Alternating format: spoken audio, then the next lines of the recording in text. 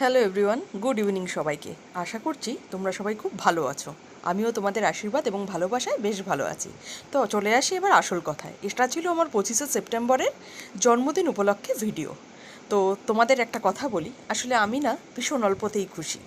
সেই কারণে এই দিনটা আমার কাছে ভীষণভাবে একটা গুরুত্বপূর্ণ দিন ছিল এবং আমি এই দিনটা ভীষণভাবে আনন্দ উপভোগ করেছিলাম। এই বছর বিশেষ করে আমার জন্মদিনটা যে এভাবে পালিত হবে আমি সত্যি আশা করিনি। কিছু আনএক্সপেক্টেড মানুষজন আমাকে এমনভাবে বার্থডে উইশ করেছিল যেটা সত্যি আমার আশার বাইরে ছিল, যার জন্য আমি ভীষণভাবে আহ্লাদে আপ্লুত হয়ে গেছিলাম। তো যাই হোক, পরিবারের সকলে এবং আমার বর সবাই মিলে এবং অনেক অজানা অচেনা বন্ধুবান্ধব আমাকে যেভাবে উইশ করেছিল এবং পরিবারের সকলের সাপোর্ট এবং আশীর্বাদে আমি কিন্তু বেশ ভালোভাবে এই দিনটাকে আনন্দ করে উপভোগ করেছিলাম। তো সেদিন ছিল প্রচণ্ড বৃষ্টি এবং যে যেখানেই থাকো না কেন এই কদিন কিন্তু বেশ মুষলধারায় বৃষ্টি চলছিল, সবাই আমরা জেনে থাকি। তো জন্মদিন উপলক্ষে থেমে থাকলে তো আমাদের চলবে না। তো আগের দিন রাতে বর আমাকে বার্থডে সারপ্রাইজ দিয়েছিল 12টার পরে। দুজন তার বন্ধু এসেছিলো এবং কেক কাটা হয়েছিল। আমার কিন্তু বেশ ভালো লাগছিল। কেক কাটা হয়েছিল বা লোকজন এসেছিল, সেটার থেকেও বড় কথা কেউ যে আমাকে মনে করে, বর তো অবশ্যই মনে রাখে, তারপরেও দুটো ভাই যে আমাকে মনে করে এত রাতে আমার বাড়িতে এসে কেক কেটেছিল, আমাকে এই ছোট ছোট বিষয়ে একটু আনন্দ দিয়েছিল। আমি ভীষণ খুশি, তাতে ভীষণ খুশি। এবং এই বছর যে যা যা উপহার আমি পেয়েছি আমি ভীষণভাবে আপ্লুত এবং সত্যি আমার এত মন ভালো ছিল সেই দিনটাতে, আমি ভাষায় বলে বোঝাতে পারবো না। তো আমার শাশুড়ি মাও আমাকে প্রচুর টাকা পয়সা দিয়েছেন। ভাসুর আমাকে দেওয়াল ঘড়ি দিয়েছিলেন, হাত ঘড়ি দিয়েছিলেন এবং আমি অনেক কিছুই পেয়েছি এই জন্মদিনে। তোমরা অবশ্যই সকলে দেখেছো এবং ভিডিওও দেখে থাকবে।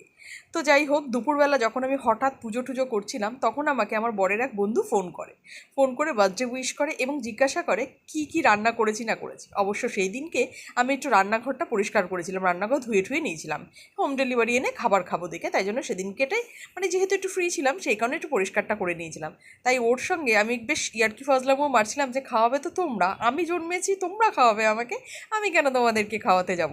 তখন সেই দাদা বলল ঠিক আছে দেখা যাক। এবার তার বউ আমার সঙ্গে বেশ খানিকটা কথা বলে বলছে না, একটা পার্টি করা দরকার। তো দমদম পার্কেই তার একটা গেস্ট হাউস রয়েছে এবং আমি আশা করিনি সে সেই দিনটাতে আমাকে এই গেস্ট হাউসটা দেবে। অ্যাকচুয়ালি সেই দাদাই সমস্ত অ্যারেঞ্জ করেছিল আর কি, খাবার দাবার থেকে শুরু করে সমস্ত সেই দাদা এবং আমার বর মিলে করেছিল, যেটা আমার কাছে ভীষণভাবে সারপ্রাইজ পার্টি ছিল। তো যাই হোক, তোমাদের আরও একটা কথা বলে দিই, এইরকম টাইপের কুর্তি কিন্তু আমি আগে কখনো পরিনি, এরকম এক কালারের প্যান্ট এবং কুর্তি সেট। তো এটা আমি কিনেছিলাম মিশো থেকে এবং মিশো থেকে এই কুর্তিটা আনার পরে ভাবছিলাম আমাকে কেমন লাগবে না লাগবে, তবে প্রচুর ভালোবাসার কমেন্ট পেয়ে আমার মনে হয়েছিল যাক গিয়ে কুর্তিটা কিনে বেশ ভালোই হয়েছিল। তো তোমাদের কেমন লাগলো অবশ্যই জানিও। আর কী কী খাবার আমরা খেয়েছিলাম তোমরা একটুখানি দেখে নেও, যদিও আমার মনে নেই। আগেও আমি বলেছিলাম ভিডিওতে যে আমি খাবার খাই বটে, তবে কী কী খাবার না সেই সময়টা ওরা বলে দেয়, মনে করে খেয়ে নিই, কিন্তু পরে আর ভুলে যাই, মনে থাকে না, এত কঠিন কঠিন নাম্বারও আমার মনে থাকে না। তো যাই হোক, খাওয়া দাওয়ার পরে ঢেকি স্বর্গে গেলেও ধান ভাঙে আর কি, ওখানে গিয়েও আমি কতগুলো রিল টিল বানিয়ে নিয়েছিলাম। আর ওরা একটু ওপরে গেছিলো ছাদে, আর আমাদের খাওয়া দাওয়া সব কমপ্লিট হয়ে গেছিলো, আর আমি এখানে আর ওই যে আমার এক ভাই শুয়ে রয়েছে ওর সঙ্গে গল্প করছিলাম আর বসেছিলাম। তারপর আমরা আর কি বাড়ির দিকে রওনা দেবো, তখনও কিন্তু বাইরে মুষলধারায় বৃষ্টি পড়ছে।